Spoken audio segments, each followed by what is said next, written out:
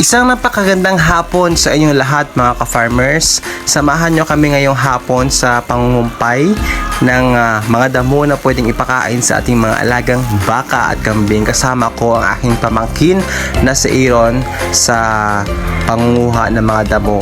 At ngayon ay season na ng tag-ulan. Marami ng damo na tumutubo kahit saan. Kahit sa farm namin marami na rin.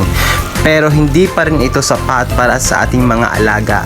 Kailangan natin mag-imbak, mag-ipon ng mga pagkain para pag dumating man ang tag-ulan, mayroon pa rin tayong ibibigay sa kanila. So, ito ay libre lang, hindi na bibili. Kapag ikaw ay masipag, mayroon ka talagang maipapakain sa kanila. So, ito ay napier grass na tumutubo sa gilid ng kalsada. Dito kami sa harap ng simbahan namin sa Barangay Magdalo, Banati, Iloilo. Habang naghihintay sa mga youth na magpa-practice ng instruments, kami ay busy sa pangunguha ng mga damo. So ito na yung mga nakuha namin, and thank you guys for watching. God bless us all and ingat palagi. See you guys in the next vlog, and please like my page for more farming adventures. Thank you.